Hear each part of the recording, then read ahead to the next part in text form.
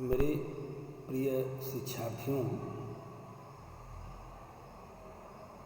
आप लोग कैसे हैं?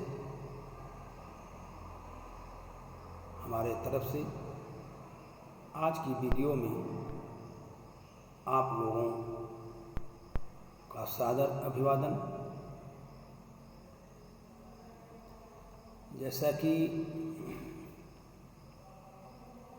मैंने आपकी पिछली वीडियो में पेस्टोलॉजी के बारे में विस्तार से बताया, कोविड-19 यानी कोरोना वायरस की इस महामारी से संघर्ष करते हुए हम लोग आप लोगों को प्रतिदिन एक एक टॉपिक पर वीडियो भेजी जा रही है।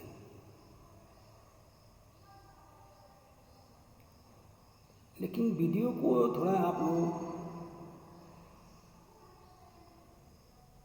ध्यान से सुनिए और उसमें जो मुख्य बातें हैं उसे नोट करते जाइए। इससे यह स्पष्ट हो जाएगा, आप लोगों का जो किसी भी टॉपिक में कंफ्यूज हैं वो दूर हो जाएगा। मैंने कोर्स 8 लेकर उपस्थित हूँ और उसमें यूनिट 1 नॉलेज एंड करिकुलम। तो आज मैंने आपको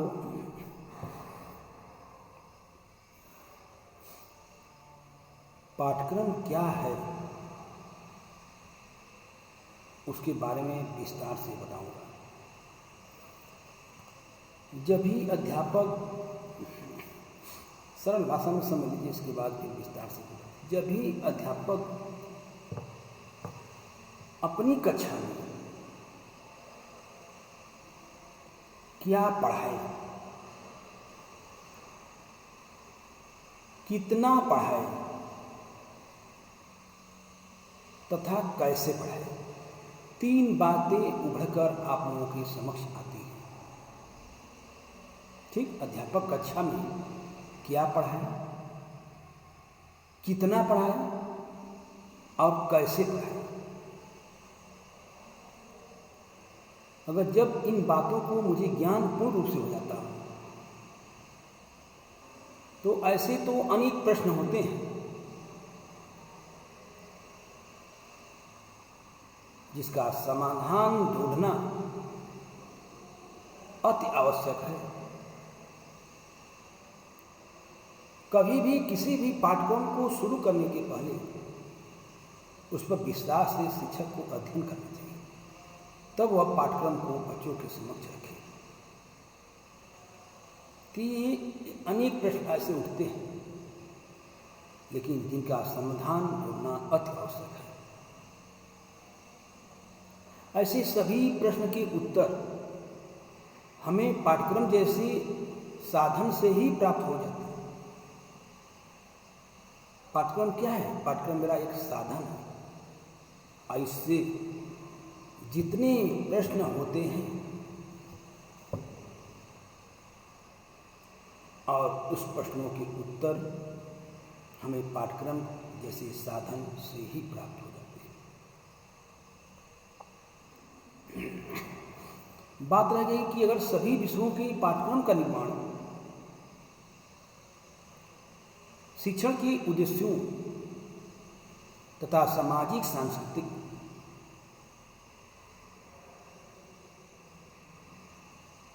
तथा बौद्धिक मूल्यों को ध्यान में रखकर किया जाता है और इन सभी मूल्यों तथा शिक्षा के उद्देश्यों में परिवर्तन होने के साथ ही निर्धारित पाठ्य सामग्री में भी परिवर्तन एवं परिमार्जन, कितनी अच्छी बातें हैं। परिवर्तन और परिमार्जन होता रहता है। कहने का तात्पर्य कि पाठ्यक्रम को समय, परिस्थिति, स्तर, किसके स्तर, कक्षा का स्तर और बालकों का स्तर को ध्यान में रखकर ही बनाए जाते हैं। जहाँ तक बात रह गई, शिक्षा हमारे जीवन से संबंधित होती है, ये आप लोग भी जानते हैं। शिक्षा हमारे जीवन से संबंधित होती है। जीवन की विभिन्न क्रियाओं में ही उसके उद्देश्य निहित होते हैं। शिक्षा की विभिन्न क्रियाओं में उसके उद्देश्य निहित होते हैं। और शिक्षण अध्ययन प्रक्रिया, टीचिंग लर्निंग प्रोसेस मुख्य रूप से पाठ्यक्रम अर्थात पाठ्यधन क्रम, पाठ्यक्रम को अलग करिए, संविच्छेद करिए तो पाठ्यधन क्रम मतलब सीखने सिखाने की वस्तुओं के क्रमबद्ध संगठन पर निर्भर करती है। क्रमबद्ध संगठन पर निर्भर करता है पाठ्यक्रम। उद्देश्य प्राप्त करने के लिए एक निश्चित तथा सुनिश्चित मार्ग की आवश्यकता होती है। किसी भी पाठ्यक्रम को निश्चित करने के लिए एक निश्चित सुनिश्चित मार्ग और पाठ्यक्रम मार्ग की आवश्यकता होती है। वह मार्ग वास्तविक रूप से पाठ्यक्रम ही वह साधन है वास्तविक रूप से पाठ्यक्रम वह साधन है जो कि अध्यापक तथा बच्चों का मार्गदर्शन करता है। पाठ्यक्रम सिर्फ बालकों के लिए नहीं है, सिर्फ अध्यापकों के लिए नहीं है। पाठ्यक्रम अध्यापक और बच्चों दोनों के लिए, क्योंकि वह दोनों के लिए मार्गदर्शन का काम करता है। इसलिए नॉलेज एंड करिकुलम के अंतर्गत पाठ्यक्रम की अहम भूमिका होती है। वीडियो को आप लोग सुनिए, आपके जितने कन्फ्यूजन है वो सब दूर हो जाएंगे। और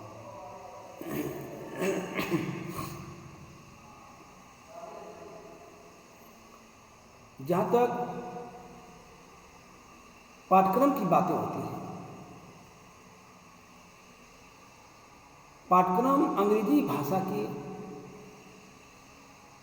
सभी लोग जानते भी हैं कि पाठ्यक्रम अंग्रेजी भाषा के करिकुलम शब्द का पर्यायवाची है। और करिकुलम शब्द की जो उत्पत्ति लैटिन भाषा के शब्द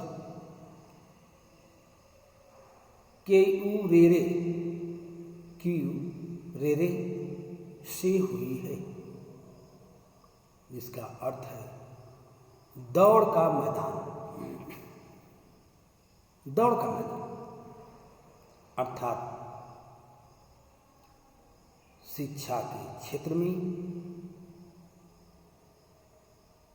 पाठ्यक्रम की तुलना उस दौड़ के मैदान से की गई है जिसको पार करके दौड़ने वाला, कौन दौड़ने वाला? विद्यार्थी, जिसे कह सकते हैं शिक्षार्थी, विद्यार्थी अपने गंतव्य स्थान तक पहुंचता है। पाठ्यक्रम एक व्यापक शब्द है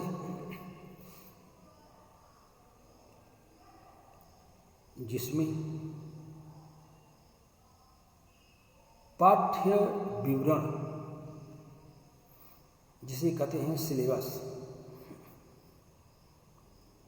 तथा विद्यालय वातावरण से संबंधित सभी प्रभावी एवं उपयोगी विषय वस्तु का समावेश रहता है। सब उपयोगी विषय वस्तु का समावेश रहता है, जैसा कि मुनरो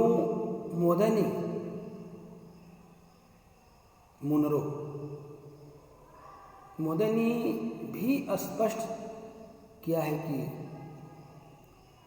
पाठ्यक्रम में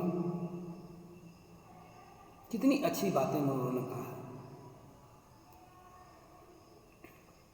कि पाठ्यक्रम में वे सभी अनुभव सम्मिलित होते हैं जिन्हें शिक्षा के उद्देश्यों की पूर्ति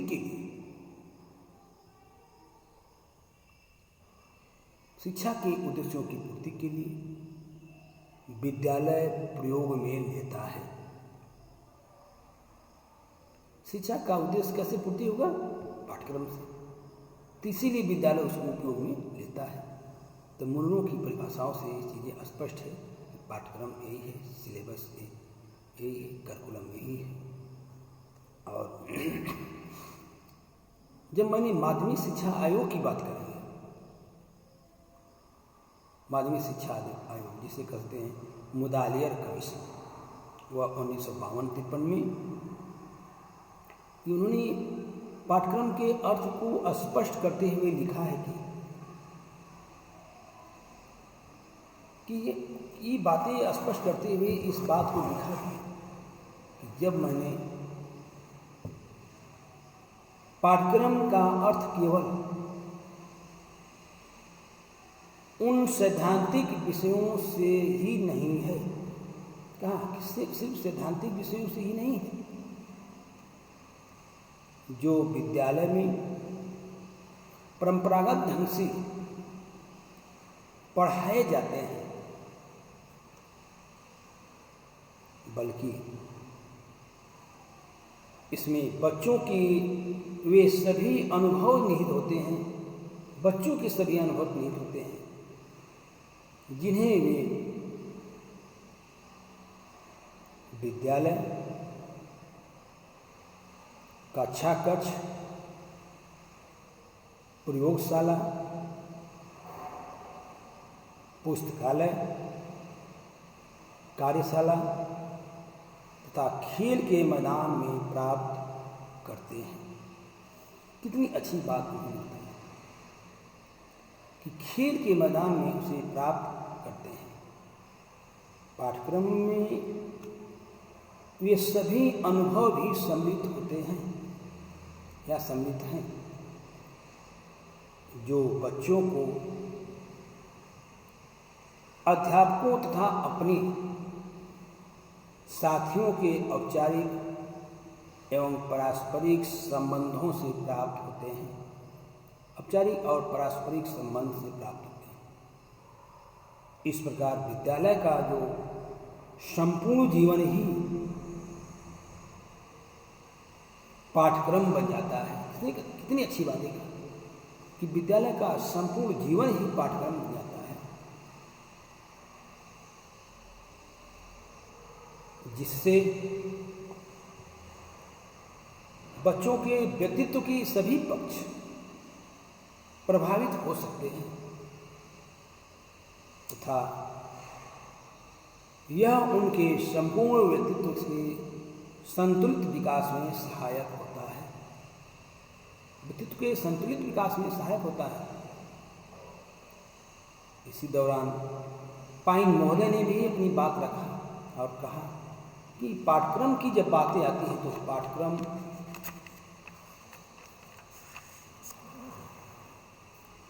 पाठ्यक्रम में पाइन ने कहा कि पाठ्यक्रम में वे सभी स्थितियां आती हैं जिनका चयन शिक्षालय चेतन रूप में शिक्षार्थियों के व्यक्तित्व के विकास हेतु करता है। शिक्षालय चयन रूप में शिक्षार्थियों की जो व्यक्तित्व विकास चयन हेतु करता है।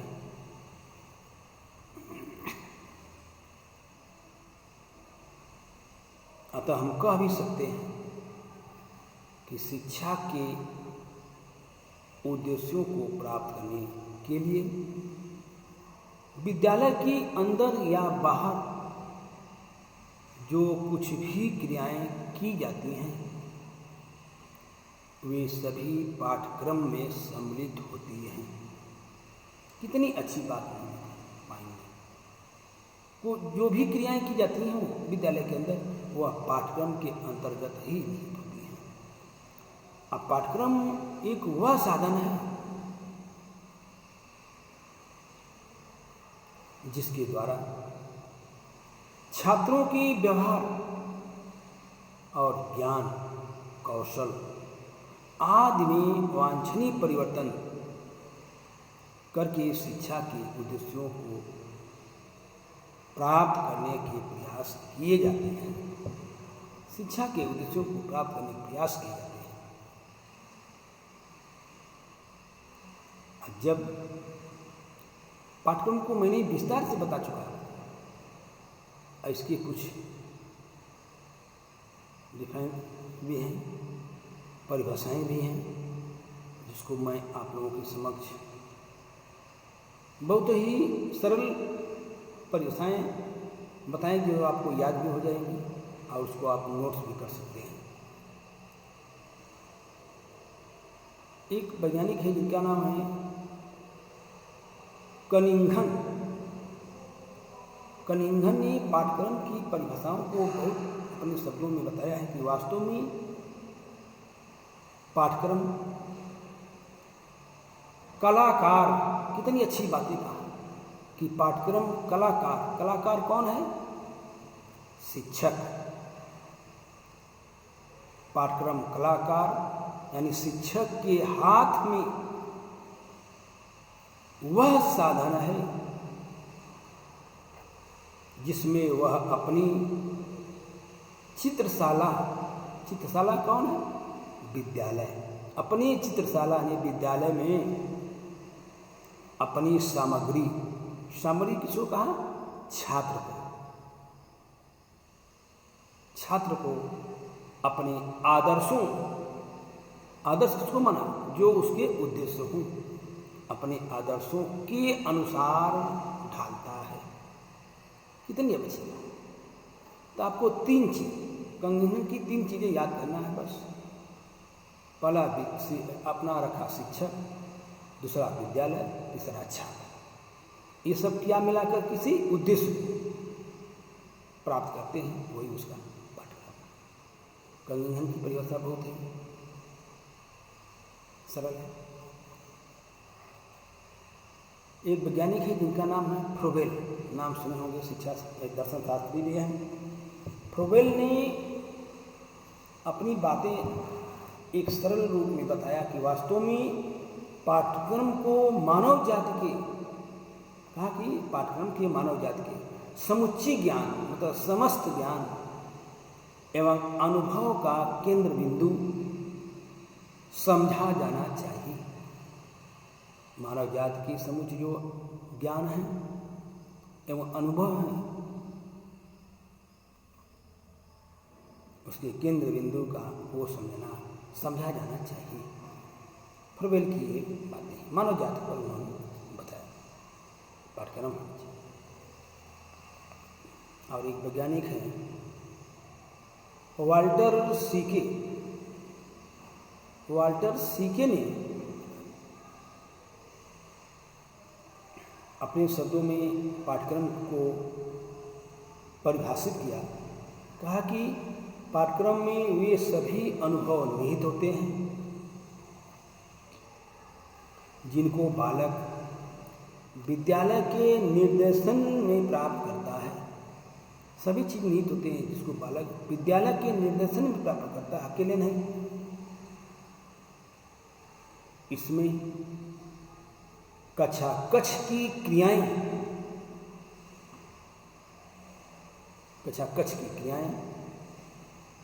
तथा उसकी व्यवहार के समस्त कार्य एवं खेल सम्मिलित किए जाते हैं। कार्य और खेल, क्योंकि पाठ्यक्रम को दौड़ का मैदान बोला है। पाठ्यक्रम एक दौड़ का मैदान है, इसीलिए उसे खेल भी सम्मिलित किए जाते हैं। वाल्टर सीके के शब्दों में बहुत ही उन्होंने अपनी अच्छी परिभाषाएं रखा है पाठ्यक्रम के अंतर्गत। ये वैज्ञानिक है जो प्रोजेक्ट विधि के जन्मदाता भी माने जाते हैं, जिसका नाम है किलपैट्रिक। किलपैट्रिक ने भी पाठ्यक्रम की बातें कहा अपने शब्दों में कि पाठ्यक्रम छात्रों का उस सीमा तक संपूर्ण जीवन है। देखिए, पाठ्यक्रम छात्रों का उस सीमा तक संपूर्ण जीवन है जिसे कह सकते हैं, जिस सीमा तक, उस सीमा तक, किस सीमा तक, जिस सीमा तक विद्यालय उसे अच्छा या बुरा मानने की कर सकते हैं। विद्यालय उसे अच्छा या बुरा मानने का उत्तरदायित्व स्वीकार करता है। विद्यालय उसको अच्छा बुरा कहे या न कहे, वह उत्तरदायित्व स्वीकार करता है। एक किलपैट्रिक ने बहुत ही अच्छी परिभाषा दिया पाठ्यक्रम को। और एक वैज्ञानिक जिसका नाम है हार्ने के अनुसार जो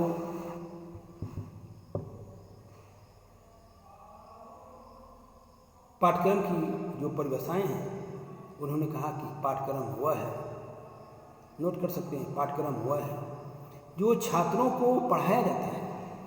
कितनी अच्छी बात उन्होंने कहा कि पाठ्यक्रम वह है कि जो छात्रों को पढ़ाया जाता है। इसका मतलब पाठ्यक्रम वह नहीं है जो छात्रों को पढ़ाया ना जाता हो, वह पाठ्यक्रम नहीं है।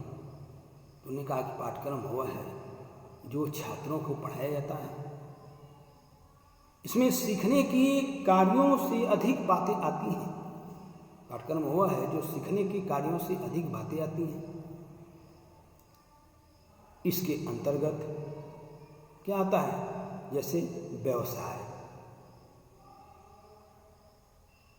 पाठ्यक्रम वह नहीं होना चाहिए जिससे व्यवसाय की प्राप्ति न हो छात्र को। पाठ्यक्रम ऐसा नहीं चाहिए जिससे उपलब्धियां प्राप्त न हो। पाठ्यक्रम ऐसा नहीं चाहिए जिससे मुझे अभ्यास न हो और क्रियाएं सम्मिलित होती। उन्होंने कहा कि पाठ्यक्रम जो है, इसके अंतर्गत व्यवसाय, उपलब्धियां, अभ्यास एवं क्रियाएं सम्मिलित होती हैं। ऐसे पाठ्यक्रम हो जिसे अपने जीवन में अच्छे उतर सके, पाठ्यक्रम हुआ हारने का। एक वैज्ञानिक है, उन्होंने भी परिभाषाएं अपनी अच्छी दी है। बहुत चर्चित मनोवैज्ञानिक हैं, आप सुने भी होंगे, क्रो एवं क्रो।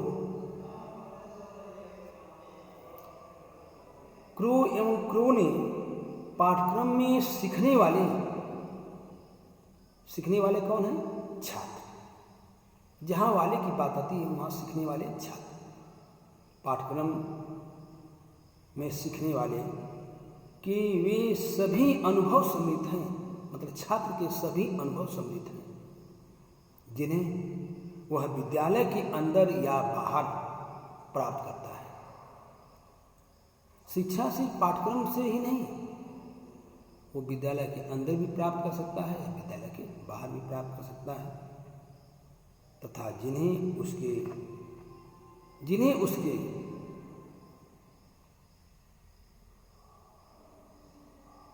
मानसिक, शारीरिक, सामाजिक, भावात्मक, आध्यात्मिक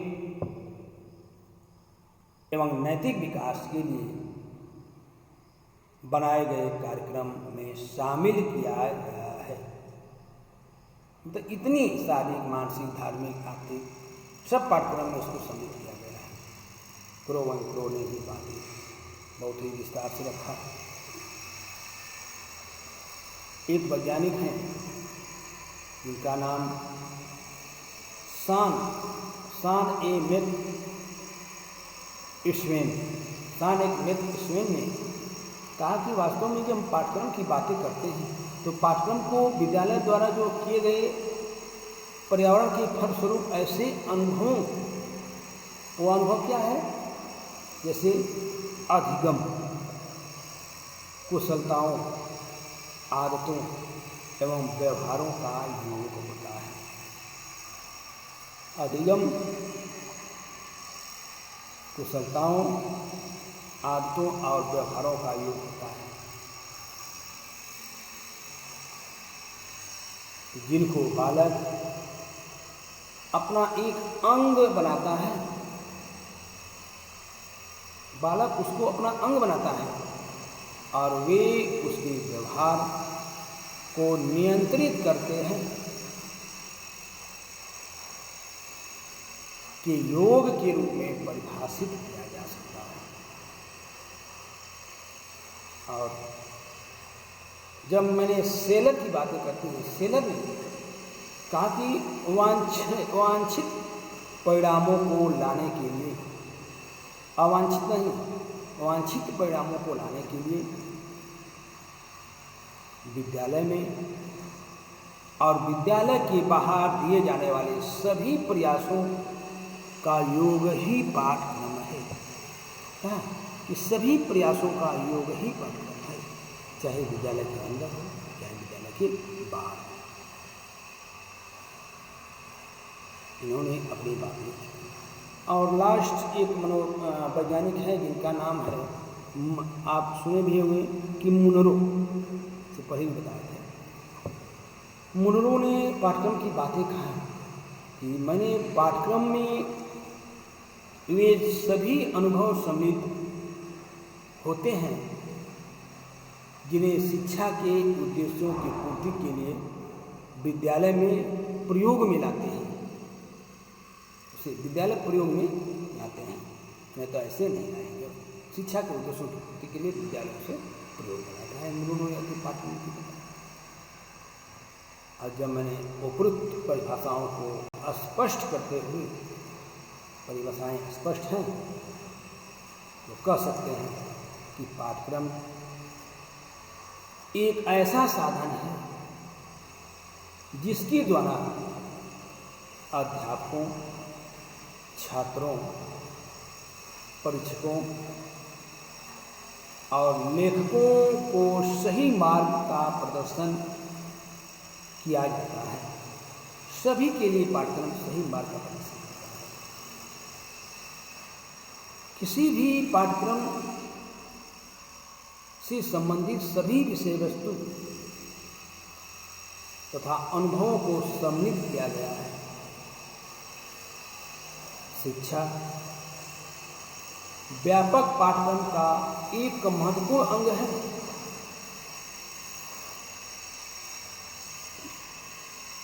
जो कि शिक्षा के उद्देश्यों की प्राप्ति में सर्वाधिक सहायक होती है।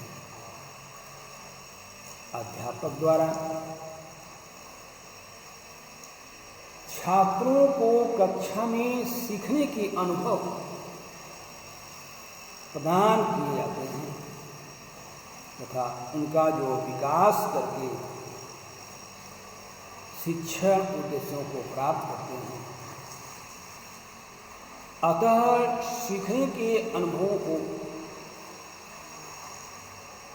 नियोजित, क्रमबद्ध तथा श्रेणीबद्ध रखने के ढंग को ही पाठ्यक्रम कहते हैं। मुझे आशा और विश्वास है कि वास्तव में पाठ्यक्रम क्या है, आप लोगों की समझ में बहुत विस्तार से आया होगा। पाठ्यक्रम को आगे और चीज़ों आपको मिलेंगी, उसको मैं एक एक करके बताऊंगा, लेकिन आपको पाठ्यक्रम क्या है, कैसे होना चाहिए, इसके बारे में विस्तार से अध्ययन करना होगा। कभी भी पाठ्यक्रम क्या है इसको तो सभी लोग जानते हैं, और जब चीज़ें आएंगी कि पाठ्यक्रम से क्या समझते हैं ये भी स्पष्ट हो गया। विषय वस्तु और सिलेबस, मतलब पाठ्यक्रम और सिलेबस में क्या अंतर है, इस चीज़ों को भी विस्तार से बताया जाएगा। तो मैंने अभी फर्स्ट यूनिट को लेकर चल रहा हूँ। कभी कभी जब हम पाठ्यक्रम की आवश्यकता और महत्व की बातें करते हैं, क्योंकि क्वेश्चन आ सकता है कि पाठ्यक्रम से आप क्या समझते हैं, पाठ्यक्रम और सिलेबस में क्या अंतर है।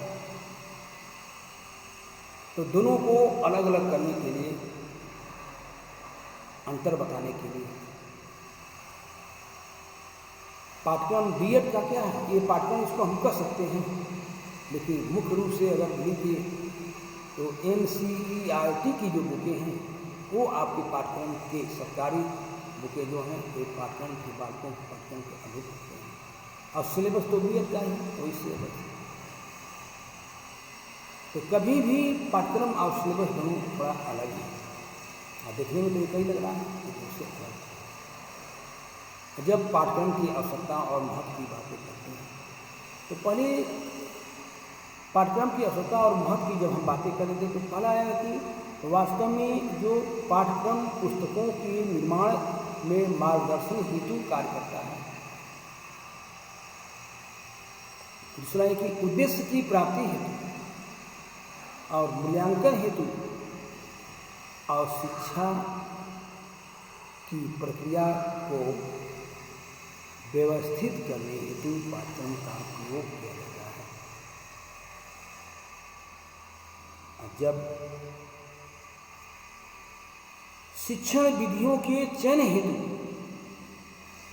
कि शिक्षण विधि के चयन हेतु भी पाठ्यक्रम का निर्माण किया जाता है, और कहा कि समय एवं परिश्रम का सदुपयोग करने हेतु आवश्यकता एवं महत्व की बातें बता रहे हैं, और अन्य विषयों के अध्ययन हेतु। पाठ्यक्रम में सिर्फ एक ही विषय नहीं है, तमाम विषय हैं, उसके अध्ययन हेतु भी उसका महत्व है। और जब मैंने मनोवैज्ञानिक आवश्यकताओं की पूर्ति हेतु भी पाठ्यक्रम का उपयोग किया जाता है। जब मैंने शिक्षा के उद्देश्यों की प्राप्ति में सहायक हेतु बात करेंगे, उसकी आवश्यकता और महत्व को बातें है कि वास्तव में पाठ्यक्रम के अभाव में किसी भी विषय के अध्यापकों, लेखकों की बातें आती हैं, अध्यापक और लेखकों की बातें जब आती हैं तो उसमें आप अध्ययनकर्ताओं आदि सभी को यह जानकारी नहीं हो पाएगी कि नहीं हो पाती है कि क्या तथा कितना पढ़ाना, कितना पढ़ना, कितना लिखना, कितना पढ़ना है। जब तक वह हमारा पाठ्यक्रम निश्चित एवं व्यवस्थित नहीं होगा,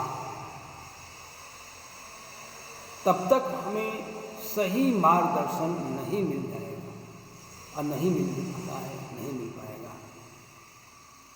अतः शिक्षा के उद्देश्यों की प्राप्ति में पाठ्यक्रम की महत्वपूर्ण भूमिकाएं होती हैं। पहले निश्चित क्या पढ़ना है, कितना पढ़ना है, कितना लिखना है, कहाँ तक पढ़ना है। जब तक इस चीज़ को मैं नहीं समझ पाऊंगा तब तक कैसे हम अपने पाठ्यक्रम को निकालें। दूसरी बातें आ गई, शिक्षा की प्रक्रिया व्यवस्थित करने में सहायक है। शिक्षा की प्रक्रिया व्यवस्थित करने में सहायक है पाठ्यक्रम। कहने का तात्पर्य है पाठ्यक्रम द्वारा ही शिक्षण सामग्री का निर्धारण किया जाता है। इसके आधार पर यह स्पष्ट होता है कि स्पष्ट होता भी है या स्पष्ट किया जा सकता है कि शिक्षा के विभिन्न स्तरों पर किसी भी पाठ्यक्रम के, भूगोल हो, इतिहास हो, साइंस हो, मैथ हो, हिंदी हो, कुछ भी विषय क्यों न हो, लेकिन विद्यालय में कितना ज्ञान दिया जाए, किसी भी सब्जेक्ट में कितना ज्ञान दिया जाए तथा इन क्रियाओं में कितनी कुशलताएं विकसित की जाए, शिक्षा की प्रक्रिया प्रभावशाली ढंग से संचालित करने के लिए यह आवश्यक है कि पाठ्यक्रम का निर्माण भी उचित ढंग से किया जाए। इस प्रकार निश्चित जो पाठ्यक्रम शिक्षा की संपूर्ण प्रक्रिया को व्यवस्थित करने में सहायक होता है। तो वो जितनी पॉइंट हम आवश्यकता महत्व की बातें कर रहे हैं पाठ्यक्रम के, ये चीज़ें बहुत ही सार्वभौमिक हैं।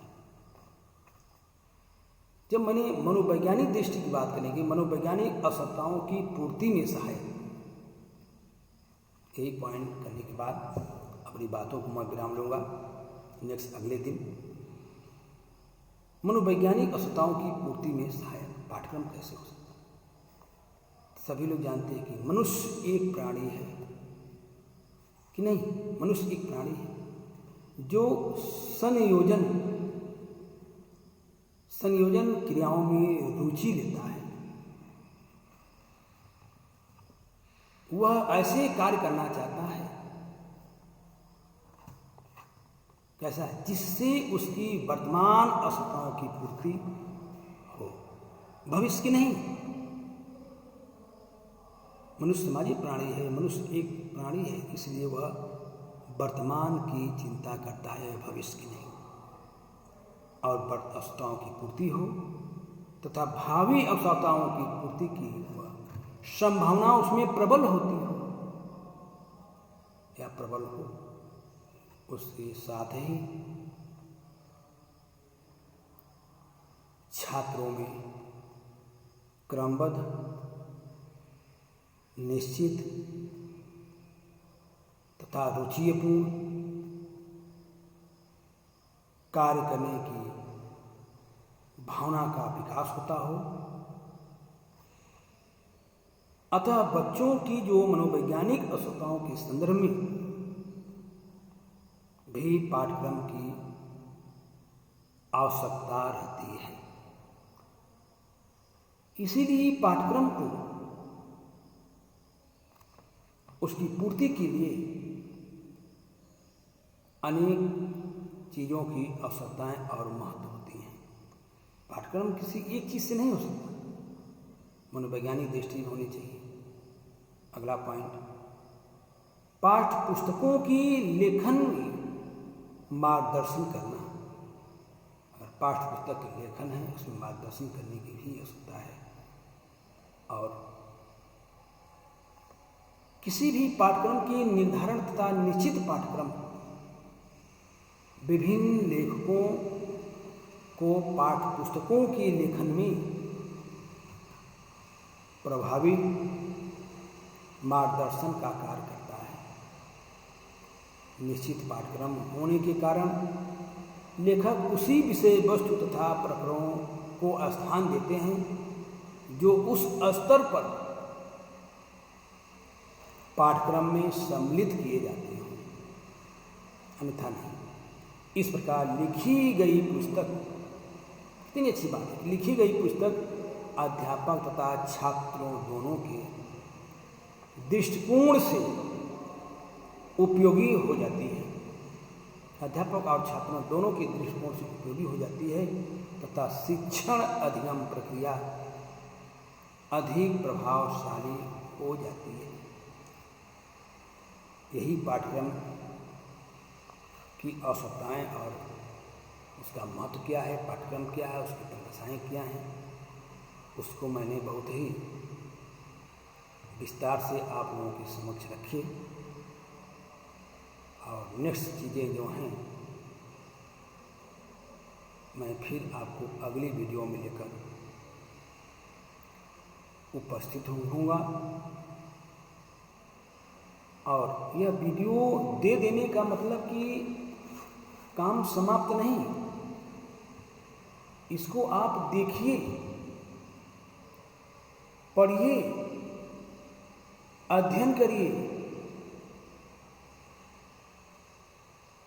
और उसमें जो मुख्य चीज़ें हैं उसको नोट करिए, तब आप लोगों को लगेगा कि वास्तव में सर ने इतना मेहनत किया, थोड़ा आप लोग भी मेहनत करिए। आप लोग मेहनत नहीं करेंगे तो हम लोग इसी तरह वीडियो भेजते रहेंगे, आप लोग देखते हैं कोई मतलब इसका नहीं निकलेगा।